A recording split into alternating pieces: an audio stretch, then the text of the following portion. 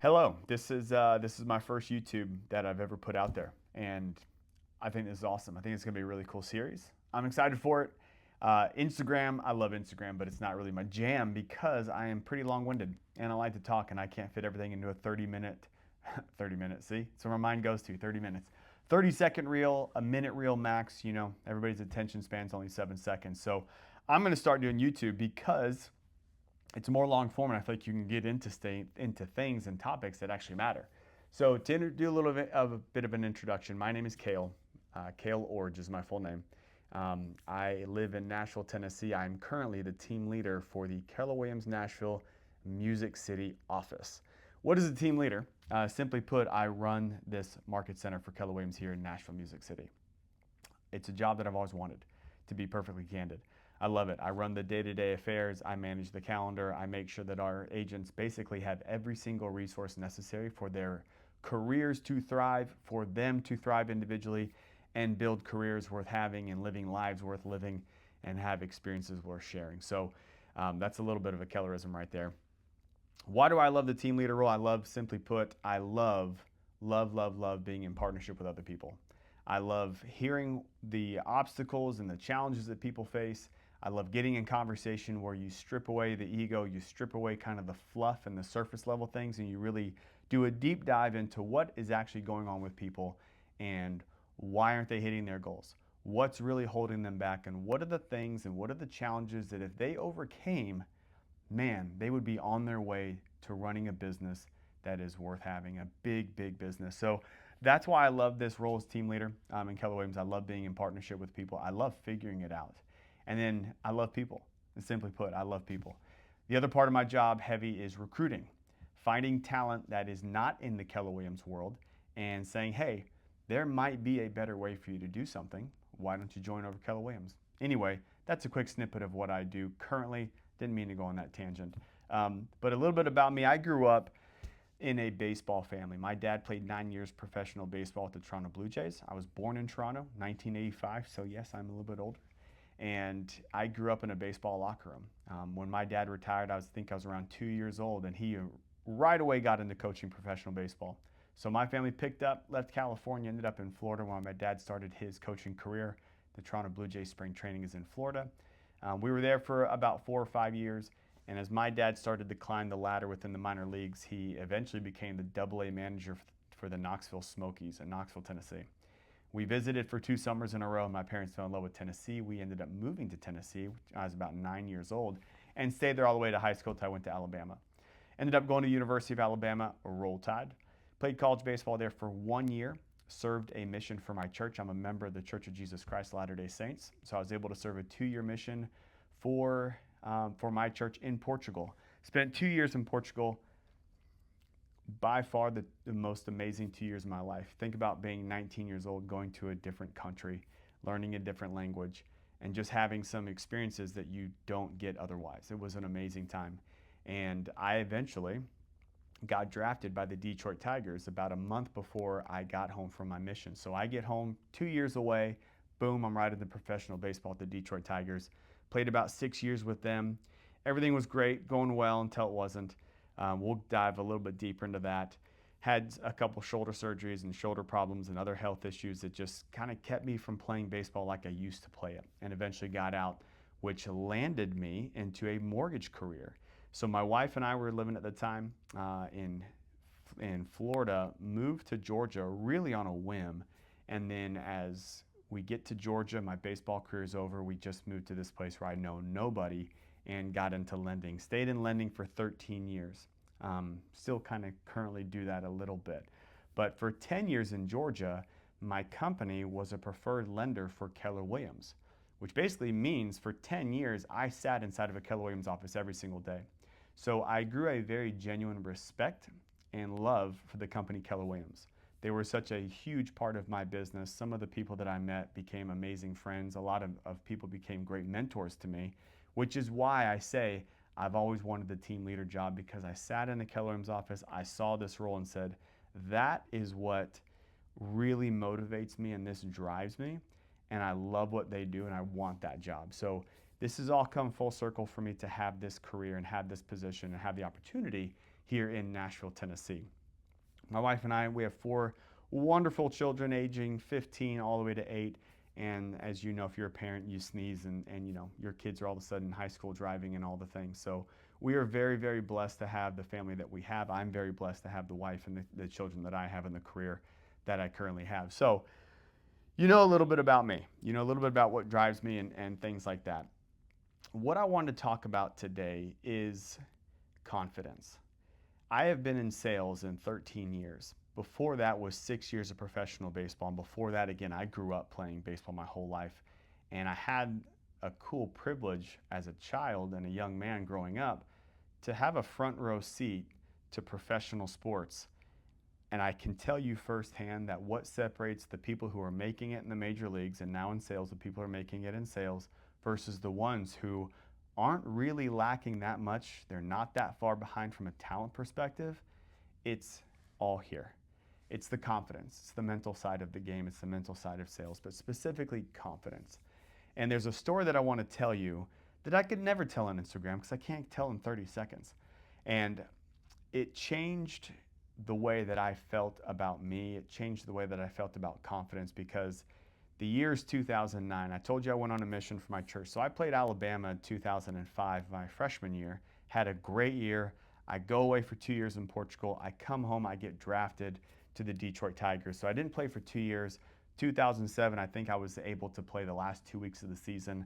I go into winter ball. The time was in Hawaii and didn't go great. I played about 6 or 7 games and I tore my hamstring. They had to send me home. So I spent the whole off season, what I thought I was going to get at some really important reps because I'd played in 2 years. Eventually was just rehabbing my hamstring the whole entire time.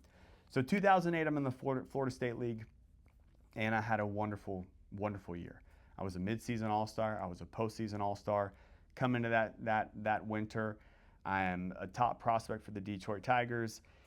In winter meetings, Dave Dombrowski at the time was a GM for the Tigers, is telling all the media, we think Cale Lords is a star and he's going to be our future and he's our future shortstop. He's going to be an all-star. And I'm feeling amazing about myself. I go into big league camp. I got to be around that and experience that. That was awesome. I go over to spring training, have a great spring training. Boom, Erie, Pennsylvania, here we come for AA. And my dad managed for about 4 years in AA. So I came into that year knowing that this is the make or break year. A lot of guys go from AA straight to the big leagues, and if you can play at AA, you can play. So I know that this is a very, very pivotal year for me. With that being said, the season starts, I'm hitting 2-hole, and the first series, I don't know if I got a hit. If I got a hit, it was maybe 1, maybe 2 hits the first series, and didn't get off to a great start, but you know what, it's early. It's early, no big deal. I come back in for the second series of the season, all of a sudden I'm hitting 9th. And that was probably the first time in my life that I experienced a oh crap moment and I felt like confidence leave my body. I've never hit 9th in my entire life. I've never hit less than 3rd or 4th in my entire life. So all of a sudden hitting 2nd for 3 games, not like everybody tore the cover off the ball at the beginning of the year. And then going to 9th, it was like the first, like it startled me. And I'm old enough and mature enough now to say that it startled me. A little bit of a bummer. So that started this slippery slope of like, I don't have confidence in myself. And when you don't have confidence, all of a sudden you put a lot of pressure. And I put a ton of pressure on myself because now every at bat, instead of just what's the most basic approach to hitting, let me get a good pitch, let me just try to hit it hard. That's been my approach my whole life. Swing at a good pitch, hit the ball hard. All of a sudden, I was hitting with the intent of, I got to get back up to the 2-hole, be the second hitter. I got to get back there. And a game turned into a series turned into a couple weeks, couple months.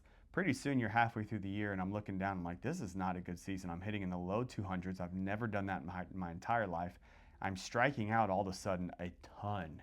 And it's not because I can't hit, it's because that first rule, get a good pitch, had gone out the window. All of a sudden I'm chasing everything. A slider in the dirt became my nemesis because I completely lost my confidence and what I wanted to accomplish was out the window. Take something very hard and very complex like hitting a baseball and saying, I just need a good pitch and hit it hard. That's it. That's a very simple approach, and a lot of people take that approach. But when you're trying to hit and go from 200 to 300 batting average, or prove to them that I'm ready for the next level and go to the big leagues, or I'm going to go from hitting ninth to one at bat, I'm going to be going hitting second, it's a very slippery slope to all of a sudden you are floundering. And as a top prospect, of course, the organization is going, what's going on? Why are you struggling so bad? I've got the hitting directors and hitting coordinators and everybody hitting coaches wants to do extra hitting in the morning. It's mechanics for them, right? It's mechanics. You need to open up your stance. No, close your stance. Get wider, get taller, get in your legs more. You're not doing this, you're not doing that. Pick your elbow up, put your elbow down. Maybe do a toe tap. Why don't you try a leg kick? And it's like, I got these guys pushing all these buttons, and they actually said that to me. We're just going to push buttons until we find one that works. Nobody ever once stopped to address and said, what are you thinking at the plate? What's your confidence? What do you feel? No one ever sat down to say, hey, relax. You're a really good hitter. You're a really good baseball player. You're going to be fine. Just relax and take it one at bat at a time. Nobody ever told me that. Instead, it was, my mechanics were off, and all of a sudden I'm a great hitter. My whole entire life I was a great hitter. Now I think I've got a mechanical problem, and I'm fixing things that weren't broken. What was broken was my mind, and I'm finally going to get to the point of the story. There's a guy named Jeff Frazier, and Jeff Frazier, very, very fun guy, very cool guy. His brother Todd played in the big leagues a long time for the Yankees, and I think I got the names wrong at this point. I think it was Todd Frazier. I'm forgetting. My apologies. I think it's Jeff. Jeff, his brother Todd played for Cincinnati and played in the big leagues for a long time. But so Jeff is having an at-bat, and he's got 2 strikes on him. And the pitcher throws a pitch that it bounced maybe 10 feet in front of the plate. And he does this crazy swing. Obviously, he missed it by a mile. And spins around in a 360. Obviously, he's out, strikeout. And he runs the first, catcher picks it up, throws the first, he's out by a mile again. You could hear not just the dugout of players laughing, you could see the other dugout of players laughing, you could hear the people in the stands were laughing. It was the worst swing and miss that I'd ever seen in my entire life. This pitch is nowhere near the strike zone. The pitcher spiked it into the ground and it rolled home, and he's swinging up and the ball is way below. I don't know what in the world happened. As he's running back to the dugout, again, everybody's laughing, everybody but me, because I'm sure that I had a terrible game up to this point and I'm hating my life. And I'm on the front step of the dugout and I'm looking out into the field, just kind of looking forward, and Jeff ends up standing right beside me. And I look at him because I'm curious if he's going to snap, because everybody's laughing and baseball players are known to snap. At least I am. And he's just looking dead straight ahead onto the field. And he doesn't make any eye contact with me. He doesn't even acknowledge me. And I'm just looking at him, waiting for a response. I probably have some stupid smile on my face. And he says, that's all right, I'll be hitting 300 in a week. And I get goosebumps now thinking about it, because I had never before in my life, again, I'm a very confident person, but I'd struggled. I'd never in my life experienced that level of confidence. To look so bad, to have the whole entire stadium is laughing, and for him to say, that's all right, I'll be hitting 300 in a week. Guess what? Jeff was hitting over 300 in a week, and Jeff went on to play in the big leagues that year for Detroit. He got called up to the big leagues. And I wish that I had the mental ability back then. This is 2009, so this is 17 years ago, which blows my mind it was that long ago. But as you can tell, the story stuck with me. I wish I had the ability back then to know how profound and impactful that was. I admired the crap out of him when he said that. And I was so jealous. Even then, I was jealous of, like, how is he this confident and I am struggling? But I couldn't connect the dots in my mind, and I couldn't mimic that confidence. When you're in sales, when you're a professional athlete, when you're a parent, when you're doing anything, there is so much to be said for confidence. And there have been a lot of podcasts on this. There's a lot of books on this. If you can believe that you will make it, if you can believe, and there's one, I wish there was a stronger word than believe. It's just this quiet, peaceful assurance that I'm going to be just fine. As team leader, I work with a lot of real estate agents, and a lot of our roster, and every roster in real estate, is comprised of new realtors. And they come in and they're so excited, just like I'm leaving spring training. It's AA, like this is my year, this is amazing. They show up, walk through the doors. I got my real estate license. I'm so excited. I'm going to take over the world. And then nothing happens for a week, and nothing happens for a couple of weeks, and a couple weeks turns into a couple of months. And pretty soon, you're 4, 5, 6 months down the line in your real estate career, and you haven't sold anything. And now the confidence starts to fade away. If it hasn't already, it's starting to fade away. And you're wondering, did I even make the right choice? Am I in the right brokerage? Is real estate really for me? Is it the market? And our mind will slowly start to find all the excuses as to why we're not getting the results. The same way that I had a lot of people convincing me it was all these things. It's your batting stance, it's the way you hold your hands, it's your timing, it's where your head is at, and it's where your eyes are at. We focus on so many times the wrong things, and we completely neglect what the real issue is, and it's the confidence. The confidence is what impacts how you walk, how you carry yourself, the cadence of your speech, the way that you interact with people. It's how you respond to a little bit of criticism. It's how you respond to a little bit of negativity. It's how you respond to failure. That's really what it is. That's confidence. I can get told no time and time again, but I know that there's a yes coming. I know it. And my actions and my demeanor, my words, my countenance, everything depicts and everything is evidence that I know that a yes is coming. I once saw this quote, and it's a British actor, and he always wears a three-piece suit. You probably know what I'm talking about, I'm just blanking on his name. But they said, what gives you confidence? And he said, what gives me confidence is when I give the universe irrefutable evidence that I am who I say that I am. And that's one of those things, just like Jeff Frazier telling me I'm going to be, it's okay, I'll be hitting 300 in a week. That's another one of those quotes that has stuck with me since I heard it. Giving the universe irrefutable evidence that I am who I say that I am. That means that my actions, whether somebody's present to watch or not, reflects who I say I am. My thoughts reflect who I say I am. Everything, my daily habits, what I say yes to, what I say no to, all of these things reflect who I am telling the universe and my peers and my colleagues and all these things. This is who I am. If I'm a successful real estate agent, it's because you can look at my daily habits and the patterns of my day-to-day activity that show that I'm a successful real estate agent. How I talk to people, how I engage, the conversations I'm having, all of these things are pointing to the fact that I'm a successful real estate agent. So, success doesn't come because you've been in the business for 2 years or 8 years or 10 years. Success doesn't come because you have sold a lot of properties, or I sold a $4 million home or a $400,000 home. That's not success. Success is, again, carrying yourself with a level of confidence that nobody can take away. And it doesn't matter how many failures come in a row. I'm back up every single day and I'm back after it. I would give almost anything to go back to 2009 and have a conversation with myself and say, man, you got to relax. You got to stop pressing. Working harder isn't necessarily going to make you better, and it's not going to get you out of what you're feeling right now.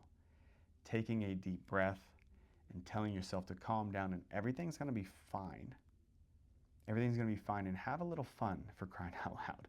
Smile a little bit. 2009, 2010, especially 2011 and 12, there were almost no smiles to be had for me as a baseball player, which is why I ultimately retired in 2013 from all the injuries and everything. But people will look at my baseball career and say, oh, he couldn't hit, he couldn't do this, he struck out a lot. I had a bunch of injuries, which is very, very true. Most of the time people don't even know about my injuries.